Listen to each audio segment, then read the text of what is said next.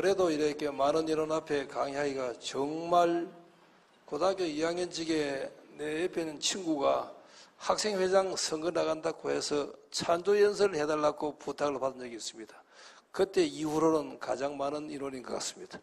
그래서 상당히 많이 이제 조금 떨립니다. 그래서 어느 학교 교장 선생님이 학생들 모아놓고 훈화를 하셨습니다. 훈화를 하실 적에 하시는 얘기가 한쪽에서 학생들이 졸고 있거든요. 좋으니까 옆에 있는 선생님 보고 얘기를 하시기를 그 선생님 옆에 있는 학생들 좀 깨우세요 하니까 그 선생님 하신 얘기가 재우기는 지가 재워놓고 깨우기 왜 내한테 깨우라 하느냐 그런 얘기 하더랍니다. 혹시 제 얘기가 시장하셔서 살살 이제 졸리시면 주무시도 대단히 편하겠습니다. 제 사는 얘기들 콜마 얘기하고 해서 몇 가지 얘기만 하겠습니다. 저는 사실은 이래 목소리도 요즘 이제 나이가 조금 들어가니까 별로 안 좋고 또 이 사투리도 툭툭 튀어나와서 조금 듣기가 거북하시면 거북하신 대로 참아주시기 바랍니다. 오늘 저 얘기가 조금 이제 우리 회사에서 개발해서 만든 제품을 이렇게 열심히 팔아주시는 분들한테 무슨 얘기를 해야 도움이 될까 하라는 그런 참 망설이긴 했는데 일단은 우리 콜마 얘기 조금 하고 또 그다음 이제 제가 살아온 얘기 일부 조금 하면서 그게 여러분들 그 삶에 혹시 또 일하시는데 도움되기를 바라겠습니다. 1990년에 40대 중반 나이에 저도 원래 첫 직장이 은행원이었습니다. 은행원 하다가 회사에 이제 일을 배우기 위해서 언젠간 사업을 해야 되겠다라는 생각 때문에 조그마한 회사로 옮겼다가 그 회사 부사장을 하다가 90년에 창업을 했습니다. 근데 은행에 대리하다가 조그마한 회사로 옮기니까 주변에서 바라본 눈이 달라졌습니다. 은행에 대리할 적에는 동네 쌀가게나 연탄가게에서 배 주문을 안 해도 때때로 딱딱 갖다주고 나중에 돈을 받아갔습니다. 회사로 옮기고 나니까 그 다음부터 우리 식구가 하는 얘기가 미리 돈을 갖다줘야 연탄 배달과 쌀 배달을 해주기 시작합니다. 그래서 그 다음 이제 그 일 끝나고 그래서 그 회사에서 그럭저럭 잘 했습니다. 해서 부사장을 하다가 중소기업을 창업을 했습니다. 90년도. 창업하고 나니까 주변의 친구들이 전화를 하면 옛날에 반갑다 하던 목소리가 목에 쫙 깔아가 반갑다 이렇게 하면서 전화 받기를 꺼려 하더라고요. 그런 나이가 이제 40대 중반에 이걸 시작했습니다. 시작하면서 있었던 얘기. 자, 돈이 모자라니까 미국을 갔습니다. 미국 가서 미국에 있는 콜마한테 한국에 투자를 좀 해주십시오 라고 얘기를 했더니만은 미국 콜마에서 얘기가 우리는 한국에 투자할 생각이 없고 일본에 있는 콜마가 투자할 생각을 갖고 있으니까 일본을 소개해 주겠다 해서 제가 그 길로 뉴욕에서 일본으로 바로 오사카로 바로 갔습니다. 가서 처음 만나서 쭉 얘기를 했습니다. 지금은 좀 서툴긴 하지만 그래도 지금은 일본말 조금 하는데 옛날에는 전혀 못했습니다. 못하는 상태로 얘기를 쭉 했더니만은 듣고 하는 얘기가 합작하겠다는 얘기입니다. 투자해 주겠다. 첫 번째 조건이 다른 거 없고 자기들이 51% 투자를 해야 되겠다. 당신이 49% 하거라. 그래서 제가 좋습니다 했습니다. 그러지 말고 나는 사실은 월급쟁이 하던 사람이니까 별 돈이 없으니까 당신네들이 80% 하고 나는 20%만 하겠습니다. 그래서 합의를 했습니다. 그게 시작이었습니다. 그래서 2주일 후에 서울 와서 최종 계약을 하자라고 했습니다. 2주 후에 다시 왔더니만은 거꾸로 얘기가 당신이 51% 하고 자기들이 49% 했으면 좋겠다. 경영은 당신이 하고 기술은 우리가 공급을 하겠다라고 해서 난 그만한 돈이 없는데요 라고 하니까 우리가 절반 먼저 내놓을 테니까 당신이 대기로 했던 20% 내놓고 시작을 하자. 그래서 사실은 탄생을 했습니다. 그래서 일본 사람들이 이제 믿고 도와줬습니다. 젊은 사람 한번 믿고 한번 도와줘 보자라고 하는 그 오사카 상인들의 한 100년 정도 된 회사인데 정신이 지금 저희들 이렇게 하는데 큰 동력이 되었습니다. 그런데 지난 한 23년간 합작을 하면서 사실은 일본하고 저희들하고 사이에 한 번도 다툼이 없었습니다. 의견 차이는 물론 있습니다. 가끔 있을 수 있습니다. 의견 차이가 있을 적에 저는 하나만 기다리고 있으면 됩니다.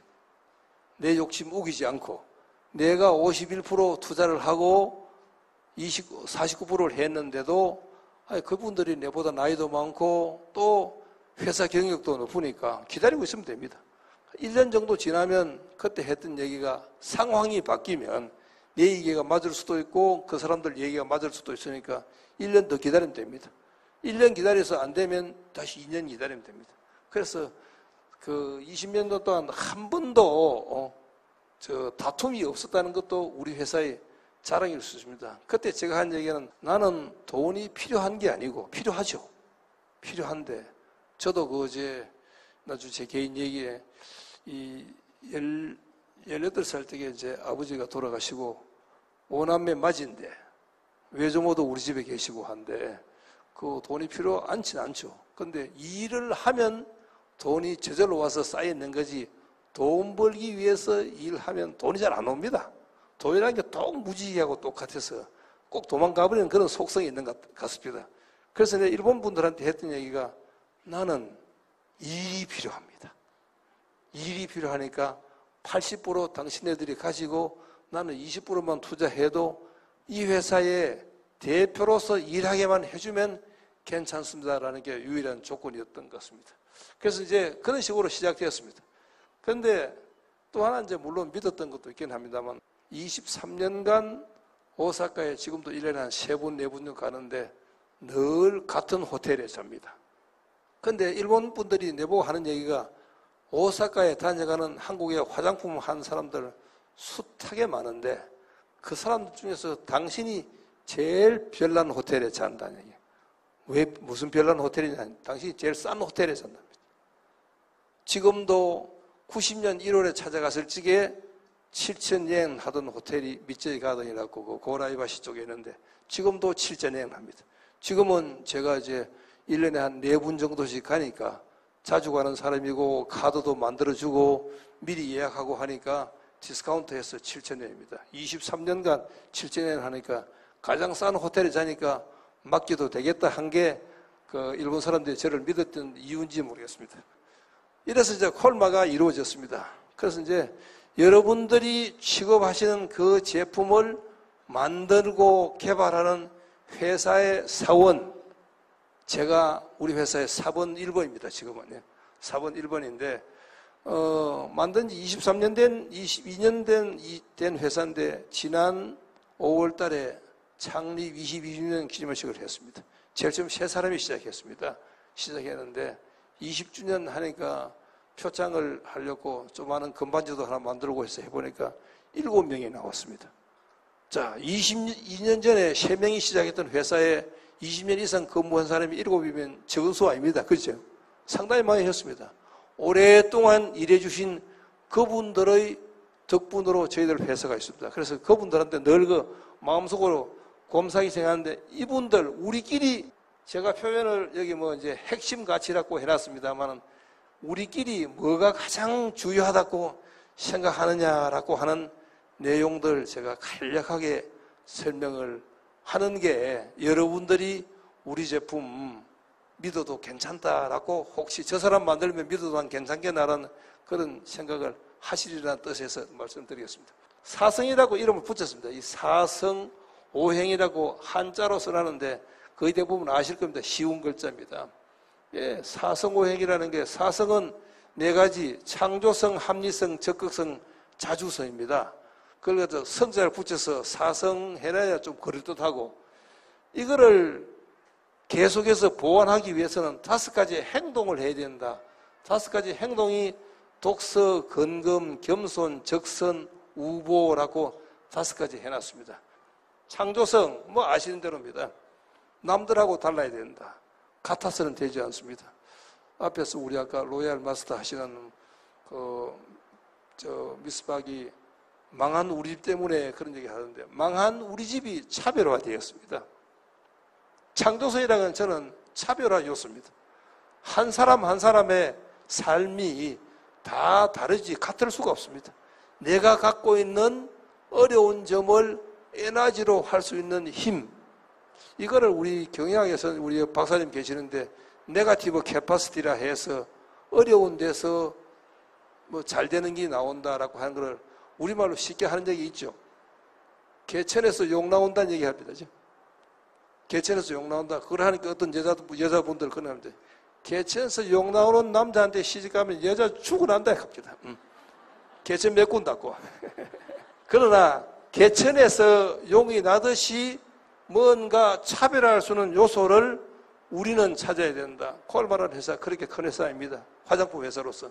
그러나 화장품 개발 회사로서는 우리나라에서 가장 큰 회사입니다. 우리는 우리가 팔아서 우리가 직접 가게에 판 적이 없습니다. 애토미 박 회장님한테 들여서 팔고 합니다. 그게 차별화 포인트입니다. 우리가 제약 산업을 하고 있습니다. 그 다음 합리성 가는 거는 저희들 늘 공급을 하니까 계약을 하면 을입니다. 을이라는 게 늘 하면 약자입니다.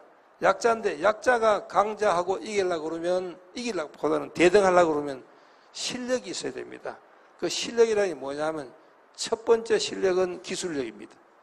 기술력이고 두 번째 실력은 저는 생각하기에 정직성이나 도덕성이 따라가야 된다고 생각합니다. 거짓말하면 절대 오래가지 못하니까 그거를 저는 합리성이라고 표현을 합니다. 우리는 적극성은 얘기 안 해도 적극적으로 하는 건 아실 거고, 자주성 이거는 이제 스스로 하자는 뜻이니까 우리 얘기가 그렇지 않습니까? 빗자루 드니까 마당 쓸락한다. 사실은 내가 마당 쓸고 싶어서 빗자루 들었는데 뒤에서 마당 쓸락 한단 말이에요. 당신이 서속하고 빗자루 획 던져보고 가는 게 우리 속성이거든요. 스스로 하게 하는 방법을 어떻게 찾을 거냐. 이 비우중에도 바람 속에도 멀리 찾아오시는 여러분들은 저는 그러니까 아주 스스로 하려는 생각이 넘치는 분이라고 생각을 합니다. 이 네 가지를 저희들은 자수성이라고 사성 얘기했습니다. 자, 다섯 번째, 그러면 이게 가다가 자꾸 이래 숫돌에 칼을 갈듯이 갈지 않으면 무뎌지니까 그 무뎌지는 방법을 무뎌지지 않기 위해서 다섯 가지 행동을 하자라고 했던 게, 저는 독서, 책 읽는 거 얼마나 괜찮냐면 제 계산입니다. 집에 애들, 자녀들 공부 잘 시키려고 하면 부모님들이 집에 앉아서 하다 못해 주간지라도 봐야 공부 잘합니다. 아파트 마루에 앉아서 친인척들 모여서 고스톱 한다고 화도 탁탁 치면서 애들한테 받아서 공부해라 합니다. 그러면 방문 빼쭉 열어놓고 한참 있다 나와서 누가 땄노? 이래 물어요. 그랬는데 공부 잘할 리 있습니까? 절대 없습니다. 저는. 독서하는 방법은 나를 위한 길이지만 자녀 공부 잘하는 데는 책일 부모가 읽는 것보다 더 좋은 방법 없습니다. 연속곡 보지 말라는 얘기는 하지만 연속곡 열심히 보면서 거기 나온 거 보고 막 박수치고 하면서 아들한테 공부하라 한다고 공부 절대 안 하거든요. 독서, 저는 애들 공부 잘 시키는 방법이 독서라고 생각하고, 또 하나는 제 개인이 갖고 있는 행복 방정식입니다. 뭐가 행복 방정식이냐 하면 저는 순수한 마음으로 살아온 시간의 합에 행복은 정비례한다라고 생각합니다. 그럴듯하죠? 제가 만드는 얘기인데, 자, 순수한 마음으로 살아온다는 것은 뭐냐 하면 몰두하는 게 순수한 마음으로 살아갈 수 있습니다. 그렇지 않습니까? 그런데 가장 몰두를 잘하는 방법은 뭐냐 하면 우리나라에서는 고스톱입니다. 화도 치면 절대 몰두하고 딴 생각하지 않습니다. 그래서 시골 할머니들이 왜 고생하면서도 도시에 있는 자녀들 집에 안 가고 그 시골에 혼자 계시냐면 마을 회관에서 친구들하고 모여서 10원짜리 고스톱 맛에 아주신다 한다고요. 한번 물어보세요. 몰두하니까.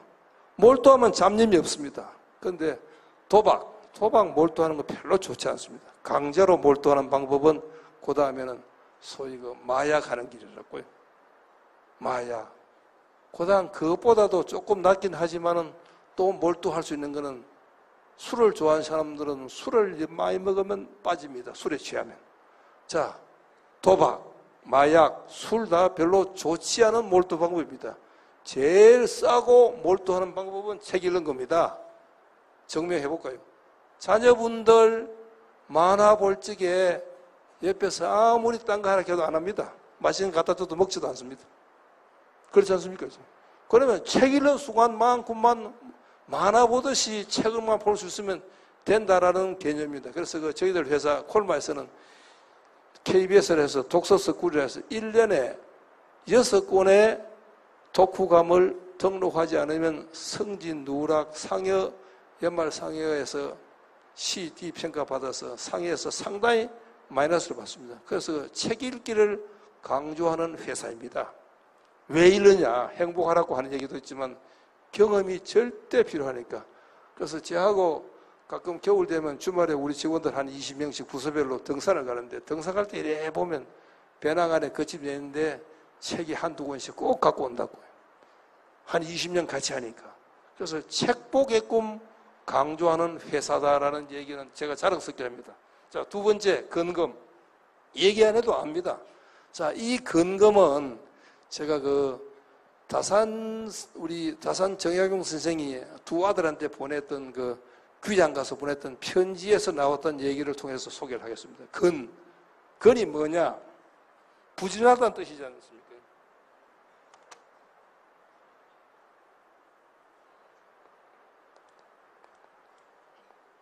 이게 우리말로는 부지런하다라고 얘기합니다. 뭐가 부지런한 거냐라고 한번 생각해 보면 새벽부터 일어나서 밤 늦게까지 안 자고 있으면 부지런한 걸까요? 맞긴 맞겠죠. 그런데 다산 선생이 아주 기가 막힌 정의를 내놨습니다. 오늘 할 일을 내일로 미루지 않는 거.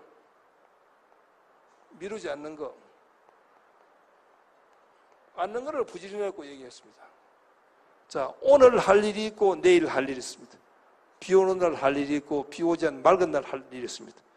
젊은 날 할 일이 있고 나이 많아서 할 일이 있습니다. 그 때를 잘 모르고 놓친 경우를 여러분들 뭐라고 얘기하시는지 혹시 아시겠습니까? 네? 예, 비슷한 얘기를 합니다. 이런 글자 아시죠? 철부지. 철부지란 뜻이 뭐냐? 때를 부지, 알지 못한 뜻입니다. 그래서 다산 선생님 말씀하시기에 부지런하다는 것은 오늘 할 일을 내일로 미루지 않는 것을 부지런이라고 얘기를 했습니다. 그 다음에 금. 다산이 말씀하시기를 금은 비단 옷과 보통 옷. 비단 옷은 약간 헤어지기만 하면 볼품이 없어진다.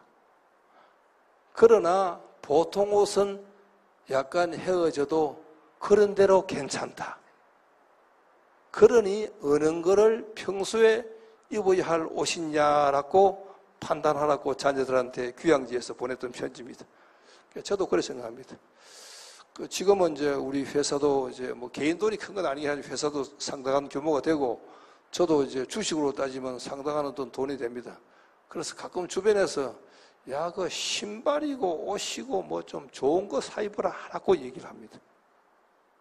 근데 좋은 거 제가 잘 안 사 입는 게 버릇인 지도 있긴 하지만 또 하나 다산 하시는 말씀 말고 멋진 얘기 하나 소개를 하겠습니다. 금에 대해서.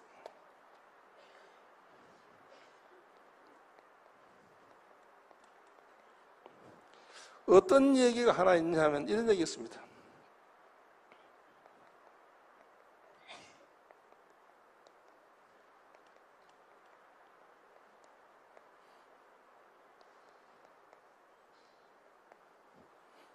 이게 상저옥배라는 뜻입니다.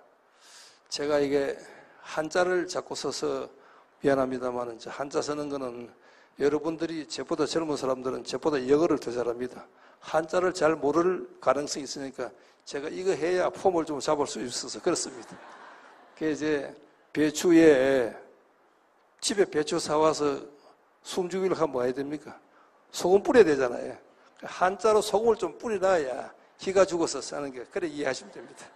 상저옥배 이게 상하로 만드는 젓가락과 옥으로 만든 술자에 대한 그런 뜻입니다. 옥배. 누가 했던 얘기냐 하면 이제 주나라의 마지막 왕인 무왕의 삼촌인 기자가 했던 얘기입니다.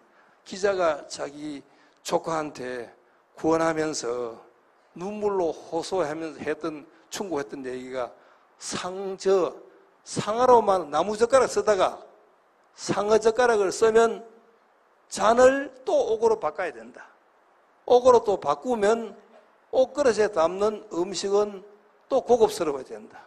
그래 담으면 또 식탁이 좋아야 되고 그럴듯한 식탁 갖다 놓으면 집이 또 좋아야 되고 해서 끊임없이 사치가 에스컬레이션 된다라는 뜻으로 저는 해석합니다.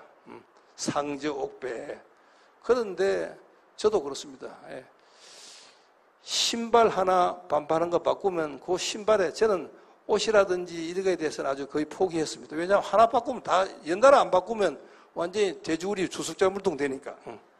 그래서 이제 살던 대로 그냥 살자라고 합니다. 그래서 이제 저는 그 금이라는 게 이런 뜻입니다. 자, 근금하기만 하면 절대 망하지 않습니다. 근금하기만 하면. 그래서 저희들 회사한테 우리가 그 조회 때라도 이럴 때 조그마한 시상을 줄 때마다 우리 회사만 주는 독특한 시상품이 있습니다. 근금 메모지라고 하는 거 줍니다. 근금 메모지가 뭐냐? 여러분들 만드는 제품을 하고 나면 스티커가 나옵니다. 스티커가 수없이 나옵니다. 스티커 붙여놨던 종이. 그거 정말 괜찮습니다. 근데 코팅까지 다 돼 있어서 메모지로 쓰면 기가 막힌데 다 구겨서 버려요. 버리니까 그거를 다 모아서 메모지 크기로 잘라서 70장씩 넣어서 우리 메모지라고 해서 꼭 모든 상에는 그 메모지 하나씩 붙어갑니다. 붙어간 이유는 집에 메모지 없지는 않잖아요. 그러나 아껴서 살자라는 정신을 전달하고 싶어서 하는 겁니다. 그래야 가치를 느낀다라는 뜻으로의 근금입니다. 그 다음에 이제 겸손 얘기해요. 겸손 뭐 얘기해도 됩니다만, 제가 이제 주변 사람들이 와서 저한테 자꾸 뭐 책을 쓰다 뭐란 쓰는 얘기를 하는데 제가 당분간 책을 안 씁니다. 안 쓰는 이유가 책 쓰면 자꾸 다른 사람들이 뭐 입에 오르내리니까 그저 편안하게 겸손하게 살자라는 생각 때문에 그렇긴 하는데, 겸손은 뭐냐면 겸손하지 않으면 개인한테 어떤 피해가 온다고 생각합니까? 저는 생각하기에 정보가 차단되기 시작합니다. 좋은 정보가 내보다도 똑똑하다고 한 사람한테는 안 줄 가능성이 되게 많습니다. 그래서 겸손에 대한 개념은 저는 정보를 얻기 위해서, 자, 앞에서 책 읽었고 궁금하고 그 다음 정보가 와야 뭘 할 거 아닙니까? 그죠? 겸손하지 않으면 정보가 오지 않습니다. 그래서 이제 저희들 회사가 한 20몇 년 전에 창업해서 지금은, 그때는 한 300평으로 시작했는데 지금은 저희들 그 공장이 북경도 있습니다. 북경도 있고 해서 공장 건평을 따지면 한 3만 평쯤씩 넘을 겁니다. 300평 시작해서 지금은 3만 평이면 100배 정도가 늘어나는데 매년 지었습니다. 지었는데 한 번도 준공식 한 적 없습니다. 그 준공식이라는 거 어떤 개념이냐면, 우리 이만큼 공장 지었으니까 와서 이제 폼을 좀 잡을 테니까, 그러고 나면 사람들이 이렇습니다. 동서남북에서 따로따로 와서 갈 적에는 3, 4, 5가 쫙 지워서 갑니다. 쫙 지워서 가면서 하는 얘기가, 아이고 그 집 많이 컸네, 이제 우리 잘 못 만나겠네 얘기 시작합니다.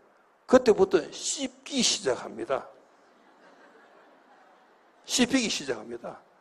그래서 이제 우리 직원들한테도 그런 얘기를 합니다. 우리 식구들한테. 집들이 하지 마라. 집들이 하고 싶으면 집 근처에 있는 식당에 사야라니. 집에 사지 마라. 살다 보면 이제 어떤 집은 좀 크고 어떤 집은 적습니다. 우리 젊은 직원들한테 물어보면 저거 집보다도 큰 집에 사는 직원들 집들이 갔다 와서 기분 좋았어 라고 물으면 그저 그래요 라고 합니다. 한 사람도 축하한다라고 많은 사람들 겉으로만 하고 마음 잘 안 합니다. 그래서 그 겸손이라는 것은 정보를 차단받지 않기 위해서 해야 될 일이라고 저는 그렇게 생각합니다. 그래서 너무 거창하게 생각하지 않습니다. 그 다음 이제 네 번째가 적선 얘기입니다. 적선. 적선은 뭐 그렇다고 큰일 하는 거 적선이라고 생각하지 않습니다. 돈을 우리는 은행에 쌓는 것을 뭐라고 얘기합니까? 적금 가잖아요. 착한 일을 쌓는 것은 적선이라고 생각합니다. 그 착한 일이 뭐냐? 저희들처럼 중소기업을 시작을 해서 다른 회사하고 일을 하다 보면 늘 뭐냐면 우리는 어느 입장에서 계약을 합니다. 그래서 강요를 해서 할 수 없이 가격도 깎이고 뭐도 깎이고 많이 당합니다. 그런데 내가 당했다고 생각하면 억울하기 시작해요. 내가 당했다고.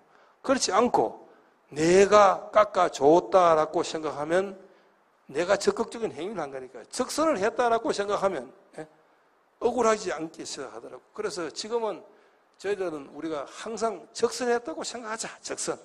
적선하면 3대가 적선을 해야 한 대가 잘 사는다는데 내 이만큼 잘 사는 거 우리 아버지, 우리 할아버지, 증조부 적선한 덕이니까 자녀 공부 시키려고 뭘 하냐 하니까 노래방 도우미 그거 나는 해서 자녀 공부하는데 과외비 보탤 가치가 있는지 난 잘 모르겠습니다. 여러분들처럼 건강한 제품을, 좋은 제품을 건강하게 팔 수 있는 그런 삶이 필요한 삶이지 쉽게 돈 버는 방법 저는 별로 생각합니다. 다음 적선이라는 개념은 저는 그렇게 생각합니다. 그 다음 마지막에 이제 우보. 우보라는 얘기는 여러분 아시는 대로 소걸음입니다. 소 뒷걸음질 치지 않습니다. 소 힘이 들면 그 자리에 주저앉을 따름이지 절대 뒷걸음질 치지 않습니다. 꾸준한 걸음으로 갑니다. 누가 뭘 하더라도 우리 길로 꾸준히 왔던 결과로서 지금 저희들 회사가 있고 여러분들을 만나서 이런 얘기 할 수 있다고 생각합니다. 저도 앞에서 우리가 소개를 했는데 대구에 있는 지방대학을 나와서 아버지가 일찍 돌아가신 어떤 거는 뭐 18살 때 돌아가시긴 했습니다만은 약간의 힘드는 과정을 겪으면서 꾸준히 내 길로 걸어왔기 때문에 여러분도 지금 만날 수 있다고 생각합니다. 만약에 저도 은행에 있었으면 지금쯤치 여기 오지 않고 오늘 뭐 서울에 청계산 가거나 안 그러면 파고다 공원 같지 않겠나라는 생각을 합니다. 예. 자, 이 5가지. 이제 보니까 그럴듯하죠. 책 읽어서 준비하고 근거많은 자세 만들고 겸손해서 정보받고 또 적극적으로 생각하는 적선하고 늘 마이웨이에서 꾸준히 가기만 하면 4가지 창조성, 합리성, 적극성, 자주성이 갖추어지니까 새롭게 늘 할 수 있다는 게 저희들 회사의 핵심 가치입니다. 그래서 이런 가치를 가지고 만드는 제품이니까 확연코 얘기합니다. 자, 우리는 원료, 화학 케미칼로 똑같은 이름이라도 모르면 비싼 거 사라 합니다. 싼 게 비지적인 이유가 분명히 있습니다. 그래서 모든 것을 품질 위주로 또 품질이 우리를 말하지 우리가 광고가 말하지 않는다라는 그런 걸 가르치기 위해서 이런 정신으로 한다는 것만 소개만 간략하게 드립니다. 너무 무거운 얘기 했죠. 우리 올림픽 보면서 한 가지만 소개해주고 싶어서 제가 만들었던 자료입니다. 우리가 세계에서 5위를 했습니다. 이게 말이나 되는 얘기입니까? 조그마한 나라, 인구 5천만 밖에 안 되고 그것도 남북으로 쪼그라져 있는 나라가 세계 5위를 했습니다. 그럼 세계 이거 말고도 그러니까 사실 스포츠만 잘하는 게 아닙니다. 우리가 세계에서 제일 잘하는 거 뭐 있는가 한번 손가락으로 한번 헤아려 볼까요? 세계에서 우리나라가 저는 그렇게 생각합니다. 우리나라 옷이 제일 좋습니다. 가격 대비해서. 우리나라 여자분들이 옷 제일 잘 입습니다. 옷이 세계 최고입니다. 자, 먹는 게 제가 보기에는 먹는 것도 우리가 거의 세계 최고입니다. 자, 주생활 환경, 의식주, 아파트, 우리 집이 훨씬 낫습니다. 근데 우리는 좋은 줄 모르고 있습니다. 의식주도 우리가 세계 최고입니다. 자, 통신, 우리가 세계 최고입니다. 통신 우리가 세계 최고입니다. 예? 휴대폰 생각도 못합니다. 다른 나라 우리만큼. 예? 그 다음에 그것만 세계 최고가 아니라 저는 치안도 세계 최고입니다. 요즘 약간 뭐 하긴 합니다만 그래도 길거리 마음 놓고 다닐 수 있는 나라 우리가 거의 세계 최고입니다. 자, 대중교통 주소만 들고 찾아갈 수 있는 나라 제가 보기에는 우리가 세계 최고입니다. 딴 나라 주소만 들고 못 찾아갑니다. 우리 박사님도 미국서 공부하시죠. 미국 자기 차 없으면 못 찾아갑니다. 비행기 안 타면 못 갑니다. 우리는 주소만 들고 전라도, 경상도, 구석구석까지 다 찾아갈 수 있습니다. 세계 최고입니다. 사실은 세계 최고 수도 없이 많습니다.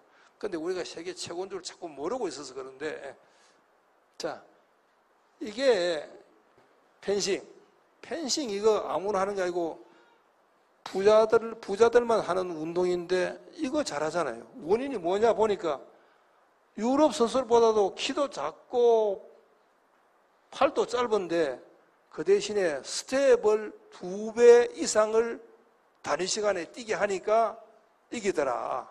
차별화해서 지금은 이제 펜싱이 이제 세계 2위가 됐다.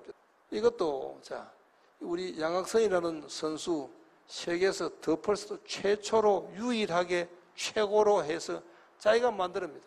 자기 어머니 비닐하우스에서 살고 있는 집입니다. 꿈을 갖고 있는 사람들이 만드는 결과거든요. 이것도 양궁도 세계 양궁을 결승에 올라온 나라가 16개 나라 중에서 12개 나라가 우리나라 선수들이, 우리나라 코치들이 가서 코치하는데 그거 다 따라온 것 같아도 끊임없이 변화해서 지금 또 1등하고 있는 거. 제가 하고 싶은 얘기 이겁니다. 34살에서 처음이자 마지막 올림픽 가서 금메달 땄던 송대남이라는 선수인데 자연 발생적으로 끝나고 나오다가 감독한테 엎드려 절하는 거 보셨죠? 그러니까 감독이 같이 맞절합니다. 이 사람은 감독이고 자기 소리의 동서였습니다. 난 이거 굉장히 감동적으로 봤습니다. 이 사람이 절하는 것도 기가 막힌데 시킨 거 아닙니다. 고맙고 정말 고맙고 표시하는 방법으로서 엎드려 절하니까 감독도 같이 맞절합니다. 이게 한국의 정신인 것 같습니다. 우리는 리더와 팔로가 서로 같이 절하면 되는 게 아닌가 하는 생각을 올림픽 보면서 했습니다. 앞에서 우리 소개하시는 분이 애텀이 박 회장님의 사랑의 정신으로 이루어졌다고 한 거예요. 저도 푹 동감합니다. 저는 그렇게 생각합니다. 사람은 관리의 대상이 아닙니다. 앞에서 관리 얘기를 하는데 관리란 이름을 바꿨었다면 사람은 사랑의 대상이지 관리의 대상이 절대 아닙니다. 저는 고객도 마찬가지고 동료도 마찬가지고 부하도 마찬가지고 이 사람들 자기들끼리 하는 겁니다. 자, 이제 올림픽 얘기 조금 해서 여러분들 숨 좀 돌리고 고등학교 때 기억나는 2가지 사건이 제 인생을 바꾸는데 큰 힘이 되었습니다. 고등학교 2학년 가을이었습니다. 어느 날 청소 당번에 11명씩이 이제 나눠서 하는데 청소 시간에 2명만 남고 9명이 도망을 가버렸습니다. 그러니까 남아있던 친구가 우리도 가버리자라고 하다가 그 친구가 둘이서 그래 우리라도 하고 가자라고 해서 처음엔 투덜대면서 요즘처럼 환경이 좋을 때도 아닌데 물 떠러 가면 한 100m 정도 내리막을 내려가서 물을 떠와야 됩니다. 물을 떠와서 둘이서 청소를 다 했습니다. 11명이 해야 될 청소를 1시간 걸리는데 둘이서 하려고 하니까 한 2시간도 훨씬 더 걸렸습니다. 그래서 교실에 불을 킬 수밖에 없고 전기불을 켜서 청소를 마쳤습니다. 기왕에 그러던 그때 공교롭게 담임 선생님이 지나가다 보셨습니다. 왜 이리 됐나 보니까 9명 도망가 버리고 2명만 청소하고 있거든요. 그래서 선생님이 누가 주동해서 갔나라고 물으시길래 그래서 얘기 둘이가 기왕 이만큼 했는데 내일 아침에 정말 도망간 사람 꾸지람을 하지 말아줬으면 좋겠습니다라고 담임선생님한테 얘기를 했습니다. 왜? 그때 앞장서서 도망가게끔 한 친구, 그 친구의 그 나중에 이제 일러 바쳤다고 뭐 괴롭힘도 귀찮고 또 그 친구가 쟤보다도 주먹이 훨씬 센데 두드려 맞까 싶어서 겁도 나기도 하고 또 이래 일러 바치면 또 남자들끼리 하면 배신을 했니 뭐 이런 얘기도 듣는 게 참 듣기 싫기도 하고 그만 이제 얘기 안 했으면 좋겠습니다 하니까 선생님이 알았다 하고 갔습니다. 그 다음 아침 조회 시간에 선생님이 어제 청소당분들 다 일어서라 됐습니다. 우리 분단이 다 일어섰죠. 11명. 쭉 일어서니까 선생님이 지금까지 얘들이 청소한 게 제일 잘했다 하고 박수 한번 쳐주다 됐습니다. 그 선생님 정말 훌륭하신 선생님이었습니다. 그리고 끝이 났습니다. 지금도 그때 주동했던 친구 인천에 살고 있습니다. 나를 만날 때마다 정말 인사하는 태도가 다릅니다. 악수하는 손끝에 전해오는 촉감이 정말 다릅니다.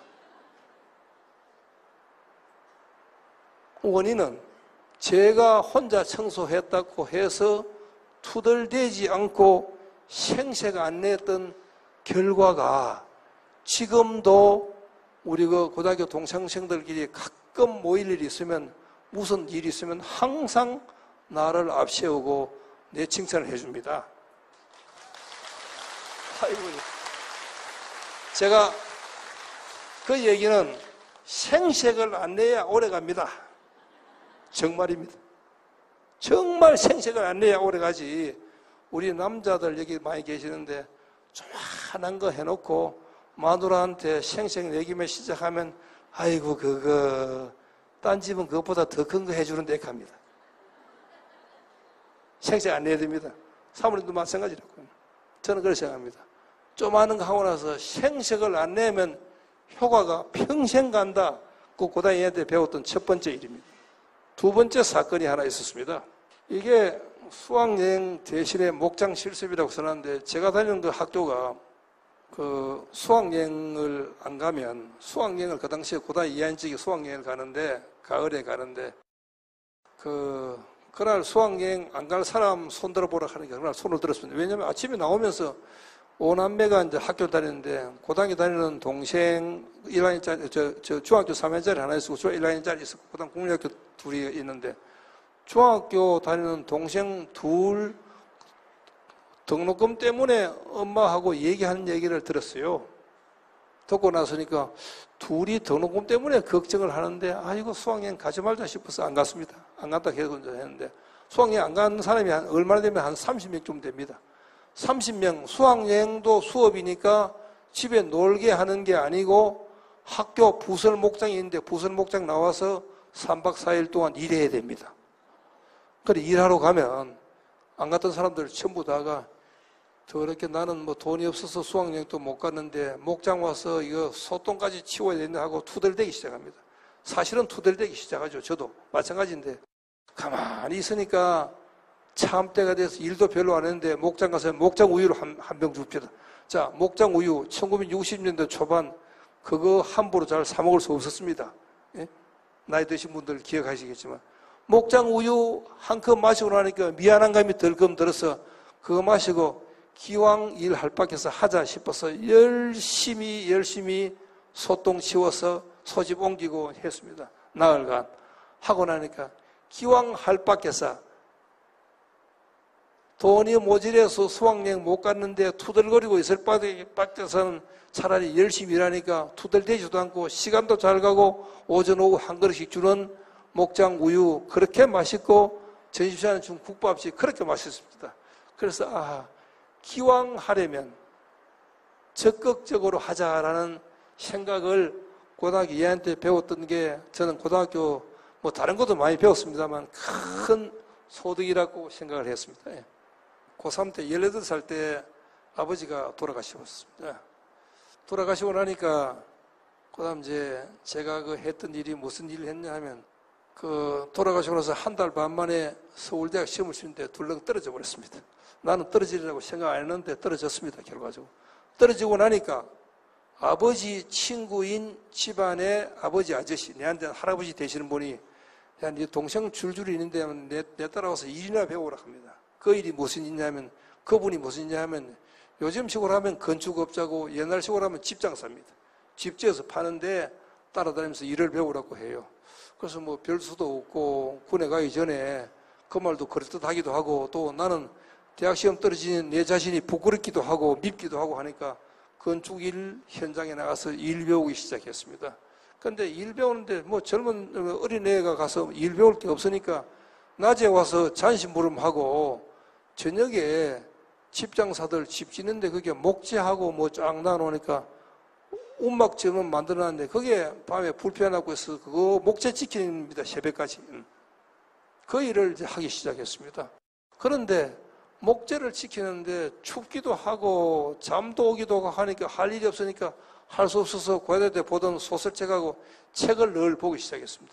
그런데 아침 일찍에 신목수라고 해놨는데 신목수라는 그 대목, 목수가 신목수라는 사람은 말하자면 우리 할아버지는 건축제 업자고 신목수는 이제 건설회사입니다. 업자가 건설회사한테 일을 준 거죠. 신목수 책임하에 집을 지으니까. 아침에 와서 보니까 책을 자꾸 보고 있으니까 내보고 물어요. 너는 그러니까 요 목수일 안 배우고 뭐 하려고 하는 거야.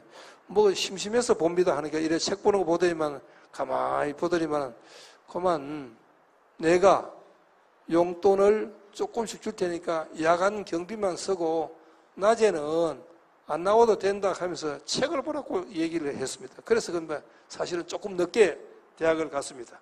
근데 그래서 이제 조금 이제 대학을 늦게 갔는데 대학 가면서 이래 보니까 그때 셋째 동생이 학교를 졸업하고 중학교를 졸업하고 고등학교를 형편이 안 돼서 자전거방 점원으로 나갑니다.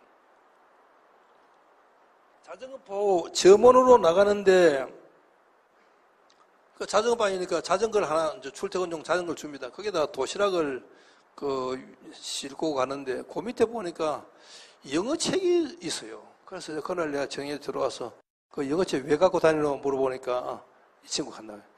대구상고 야간이라도 들어가야 되겠습니다.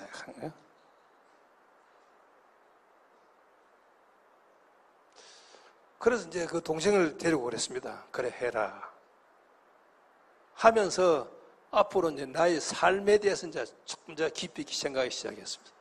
내가 하고 싶은 일은 여러 가지가 있는데 그 중에서 뭐를 해야 될까라는 생각하다가 첫 번째 목표가 공부하고 싶어 하는 동생이 있으니까 우리 집은 지켜야 되지 않겠느냐. 내가 패밀리 우리 집에 맞으니까. 그래서 이제 쟤들도 같이 공부할 수 있는 길들로 내 인생은 가야겠다. 그래서 내 하고 싶은 것보다는 월급 많이 주고 돈 많이 벌 수 있는 쪽으로 내 인생의 목표는 정해야 되겠다 생각해서 사실은 학교 다닐 때 하고 싶은 거는 역사 공부가 하고 싶고 딴 거 하고 싶은데 치우고 제일 그 당시 월급 많이 주는 직장인 은행을 시작을 했습니다. 그게 이제 인생의 이제 시작이었습니다. 자, 의식이라는 게 뭐냐? 삶의 목표가 희미하지만은 그때부터 이제 조금씩을 생기기 시작했습니다. 자, 여기 제가 패족이라고 표현을 해놨는데 패족이란 말은 뭐냐 하면 이런 얘기입니다. 이거 뭐 다산 얘기도 나오지만은 아버지가 돌아가셔버리고 외할머니하고 오남매하고 어머니하고 같이 사는 집인데 내가 어설프게 하면 우리 집이 정말 볼품 없어질 테니까 우리 집이 패족이 안 되고 보통 정도라도 되게 하려고 그러면 내뿐 아니고 동생들하고 같이 살 수 있는 방법을 내가 의식하는 게 대단히 중요한 삶의 목표다라는 의식을 사실은 이때부터 하기 시작했습니다. 그래서 지금의 삶이 이쪽으로 바뀌어왔던 어떤 그런 계기일지 모르겠습니다. 그래서 이제 나중에 이제 직장을 시험을 쳐서 이제 학교 졸업하고 은행원을 시작했습니다. 그 당시에 간부 후보 사원이나 해서 시험 쳐서 1년간 수습하면 은행 대리를 주는 바로 첫 계획이었습니다. 제가 그 일기로 입학을 해서 들어갔습니다. 그런데 월급쟁이 하면서 그 직장 동료들이 월급날 다 돼가면 꼭 와서 돈이 떨어졌다고 돈을 빌립니다. 그런데 내한테 오면 꼭 늘 돈을 빌려주거든요. 왜냐하면 나는 서울에 혼자 한쪽에 저쪽 신촌 한쪽 철길 옆에 하숙하고 있는데 돈 떨어지면 안 되잖아요. 돈을 떨어지면 절대 안 되니까 나는 월급날까지 절대 돈 안 떨어지고 갖고 있으니까 친구들이 와서 늘 돈을 윤동아한테 가면 돈 잘 빌려준다. 돈이 있다 해서 월급날 되면 꼭 돈 가까이 되면 빌려갑니다. 근데 만날 빌려주니까 어느 날 때 저들끼리 한 얘기가 설마 저지 부자인갑다 이렇게 하는 거예요. 그래 마음이 부자다. 실제 부자는 아닌데. 그래서 이제 부자로 오해를 사실은 받았습니다. 그 다음 이제 어느 날 어떤 사건이 사실은 그 당시에 건강구두 광화문 가면 지금도 가면 있습니다. 직매장이 큰 길가에 큰 문이 있고 뒤로 나가면 골목으로 연결된 뒷문이 있습니다. 지금도 구두 살 일 있으면 거기 가서 삽니다. 구두를 사러 갔습니다. 구두가 이제 낡아서 한 컬이 1,800원 하는데 그 당시 제가 월급을 9만 원 받았으니까 구두 50컬의 값을 처음 받았으니까 굉장히 많이 받았습니다.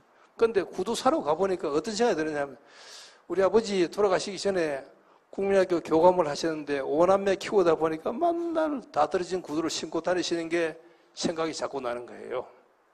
들어갔다가는 안 사고 뒷문으로 나오기를 몇 번 했습니다. 그렇게 아버지 어렵게 사시던 게 시골에서 국민학교 선생을 하시면서 사시는 생각이 나니까 내가 월급 받다고 구두를 덜렁 못 사겠더라고요. 못 살 만큼 내한테 아버지의 삶이 속박이 되어서 구속이 되어서 교회식으로 하면 십자가 돼서 엉두르는 겁니다. 그래서 그 광화문 구두방을 지나갈 때마다 그런 아픔을 늘 느꼈습니다. 그래서 구두를 못 샀습니다. 몇 번을 가고. 그런데 그해 가을에 어느 친구가 미국 유학 간다고 그 당시에는 대구서 와서 김포 와서 하루 만에 갈 형편이 안 돼서 서울서 하룻밤 자야 미국 가는 비행기 탈 수 있었습니다. 그 미국 유학 간다고 내 하숙집에 와서 하룻밤 자자는 거예요. 그래 자거라. 자고 그 다음날 아침에 유학 간다고 짐보따리가 많아서 그거를 들고 일요일 날인데 김포 데려다 주고 오니까 마음이 안 편한 거예요. 저 친구는 유학을 가는데 나는 하고 싶은데 못하는 거를 그래서 집에 들어와서 내가 혼자 소리 내가 울지는 못하고 이불 뒤집어쓰고 그날 오전에 울었습니다. 야, 제 친구 유학 가는 대신에 나는 유학을 못 가더라도 유학 갔다 온 결과만큼 살 수 있는 방안을 내가 스스로 찾지 않으면 내 인생은 되지 않겠다는 그런 아픔, 이런 갈등을 젊을 때 조금 겪으면서 사회생활을 시작을 했습니다. 그 다음 이제 엄청난 사건들이 저한테 하나 있었습니다. 두 사건인데. 그 농협에 있을 적에 이제 농협에 그 당시에 제가 자금부에 이제 담당 대리를 하고 있을 적이었는데 어느 직원들이 와서 그 당시에는 회사 내부에서 돈을 빌리면 그 소속하고는 대리가 꼭 그런 거 도장을 찍어줘야 됩니다. 이 협의에 대출 받는다고 도장을 찍어달라는 거예요. 근데 집에 무슨 일이 있어요 하고 그거는 형식적으로 다 찍어주니까 찍어줬습니다. 찍어줬는데 그 7월달 때 내보고 얘기가 여름에 제주도 휴가 같이 가자는 거예요. 나는 그 당시에 제주도 휴가 가는 거, 여름 휴가 가는 거 상상도 못했습니다. 지금도 제주도 여름 휴가 가는 거 그렇게 만만치 않습니다. 상상도 못했습니다.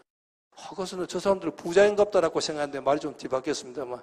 그래, 그 다음날 자기들은 돈을 빌리는 거예요. 그런데 무슨 일이 있어요? 하니까 얘기가 제주도 휴가 가려고 간다는 거예요.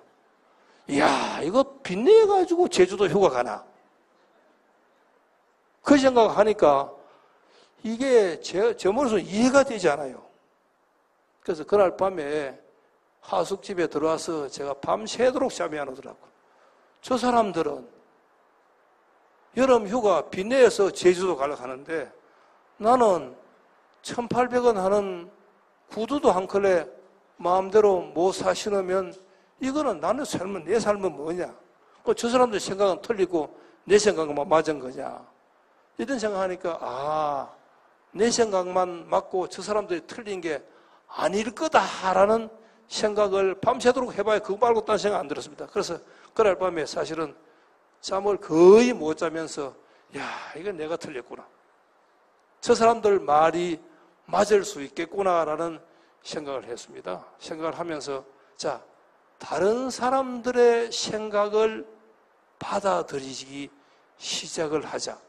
내 말이 맞는 게 아니고 내 생각 맞는 게 아니고 딴 사람의 행동이나 생각도 맞을 수 있으니까 그거에 왜 맞을 거냐라는 거를 내가 생각해보자라는 사건들이 사실은 그 당시였습니다. 1972년에 3년쯤 됐을 것 같은데 며칠 후에 또 하숙집에 문간방에 어떤 사람이 주호 엄마라는 분이 세를 들어왔습니다. 세를 들어왔는데 그 당시에 주인집이 전화가 없었습니다.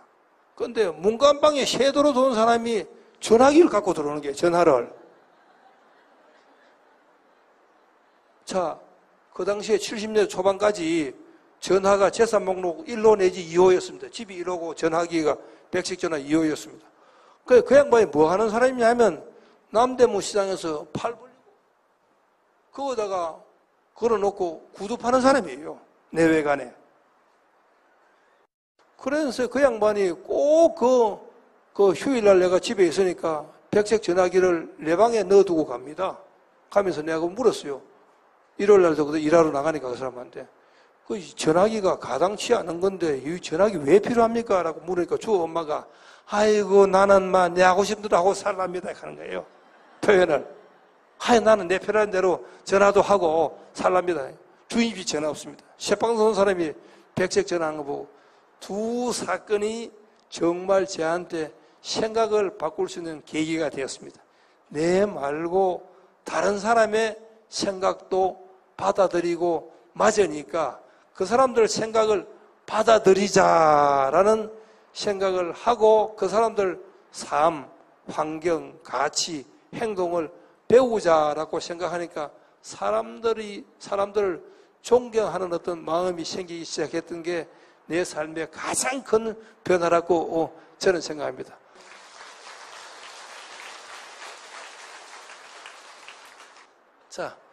그래서 이제 제 삶을 만들기 시작을 했습니다. 화불단행. 이게 무슨 뜻이냐 하면 화라는 게 나쁜 일은 단행으로 오지 않는 뜻입니다. 하나로 끝나지 않는다. 연달아 막 오기 시작한다는 의미입니다. 이게 사마천의 사기에 나온 얘기인데 잘 안 되면 계속 잘 안 될 가능성이 있습니다. 잘 안 될 가능성이 있을 적에 우리는 아이고 내 팔자야 나는 왜 이래 재수가 없노 왜 이래 운이 나쁘노라고 얘기를 합니다. 그렇습니다 보통. 근데 저도 그때부터 해서 이제 상당 기간 동안 잘 안 되기 시작하는 게 굉장히 많습니다. 아버지 돌아가신 이후부터 참 안 된 일이 상당히 많은데 그때 화부단행이라는 이 뜻을 저는 내가 변화를 해야 된다.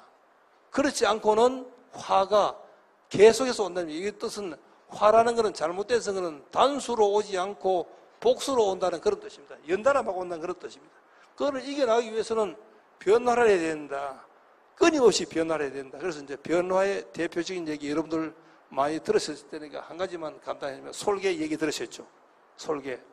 솔개가 한 70년 정도 사는데 40년 살고 나면 부리도 둔해지고 발톱도 둔해지고 깃털이 무거워져서 의사결정을 해야 됩니다. 40년 살고 나면. 더 살겠다고 생각하는 솔개는 산꼭대기 바위 있는 데 산으로 올라갑니다. 올라가서 스스로 부리를 바위에 쫓아서 부리를 다 부러뜨려 버립니다. 새부리가 나기를 기다립니다. 그 다음에 발톱도 바위에 부딪혀서 새발톱이 나기를 기다립니다. 부리가 나면 몸에 있는 깃털을, 털을 스스로 뽑아냅니다. 뽑아내서 다시 깃털이 나게 해서 그러면 새부리, 새발톱, 새 깃털로서 몸이 가벼워진 상태로 30년을 더 살아가는 게 이 새의 솔개의 인생이라고 얘기를 들었습니다. 인생이 아니고 솔개생이죠. 솔개생. 예. 이제 화부단행, 끝없이 나쁜 일이 반복되거든. 자기 변화를 끊임없이 해야 됩니다. 아까 우리 우리 로얄 마스터 이제 미스방 얘기를 하시던데, 한 일마다 잘 안 됐다며. 식당도 잘 안 되고, 뭐도 잘 안 되고, 뭐도 잘 안 되고, 아는 언니 찾아가서 사주기 싶어서 부탁했더니만 거절 퍽 당하고, 집에 돌아서 이제 억장이 콱콱 무너진다고 사실은요. 그때 내 변화를 뭘 해야 될 거냐라는 거를 생각하는 게 나는 삶이라고 생각합니다. 또 하나, 복불상래. 복이라는 거는 쌍으로 오지 않는다. 복은 하나밖에 안 온다는 얘기입니다. 복은 연달아 절대 좋은 일이 오지 않습니다. 예? 저는 그거 믿지 않습니다. 일석이조 삼조 하는 거 결과일 따름이지 한참에 새 2마리 잡혀서 돌 던질 수가 없습니다. 새 하나 돌 던져서 새 한 마리 잡기가 될까 말까 합니다. 그래서 제 얘기는 복불상래니까 복이 왔을 적에는 확실한 기회니까 열심히 붙잡아야 된다. 찬스다 싶으면 지금이 기회라고 늘 생각하고 그 시점에서 최선을 다하면 작은 복이 큰 복으로 또 바뀝니다. 오늘 여러분들 처음 오신 분들 이제 그럴 겁니다. 뭐 잘 안 되고 하니까 이거라도 한번 해볼까 하고 옆에서 권하니까 따라오셨을 가능성이 있습니다. 쉽지 않을 거예요, 제가 보기에는. 이 시점에서 한껏만 하나만 복을 만들면 더 큰 복이 연달아 오기 시작합니다. 하루아침에 큰 복 오지 않습니다. 지금까지 우리나라에서 로또 복권 당첨돼서 170억 받고 70억 받은 사람들 성공한 사람 하나도 없어요. 전부 다 망했습니다.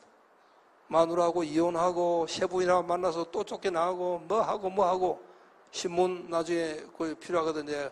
우리 보내드리겠습니다. 성공한 사람 한 사람도 없습니다. 로또 왔을 적에 정신 차려야 되거든요. 마찬가지로 지금이 로또라고 생각하면 우리는 로또 속에서 파묻혀 살 수 있다라고 저는 생각합니다. 제 얘기 마지막 얘기하면서 마치겠습니다. 소봉가라는 말이 있습니다. 소봉가. 제 일본말이긴 한데 일본말로 소호가라고 읽습니다. 일본만큼 안정된 사회가 많지 않습니다. 대단히 많지 않습니다. 그런데 그게 왜 가능하느냐? 소호가 때문에 가능하다. 소호가라는 소라는 말은 우리말로 하면 이제 가공되지 않은 자격을 주어받지 않는 이런 뜻입니다. 그래서 우리가 천 중에서 금방 나온 천을 소지라고 얘기하는 마찬가지로 봉가라는 건 영주라는 뜻입니다. 그 이제 일본의 영주는 그래서 임명받지 않은 영주라는 그런 뜻입니다. 일본 사회가 굉장히 안정되어 있고 그렇게 20년간 불황하더라도 견디나가고 지금도 세계 2, 3위의 최강 국가고 하는 이유들은 소호가의 힘이다라고 하는 얘기를 제가 책에서 본 적이 있습니다. 그 소호가는 뭐냐면 옛날에 영주는 다이묘가 중앙정부에서 임명해서 보냅니다. 그러면 그 지역에 있는 내려가서 누구를 상대를 해야 그 지역을 잘 다스릴 수 있냐면 소호가라는 사람을 만나야 된다. 그 소호가는 자격이 뭐냐 하면 첫 번째 인품이 훌륭해야 된다. 두 번째 학식이 있어야 된다. 세 번째 경제력이 있어야 된다. 경제력이 있어야 이권에 기대지 않는다는 그런 얘기일지 모르겠습니다.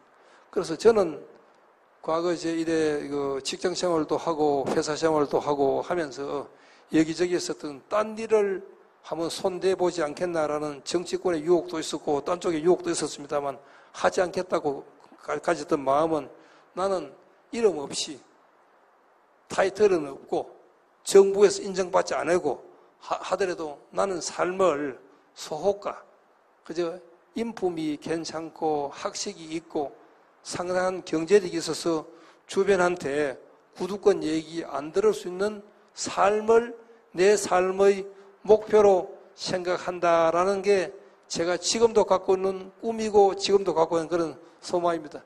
여러분도 지금 하시는 일들도 자기의 삶을 만들어가는데 멋진 계기가 되기를 바라고 제 오늘 두 손 든 얘기에서 마치겠습니다. 예.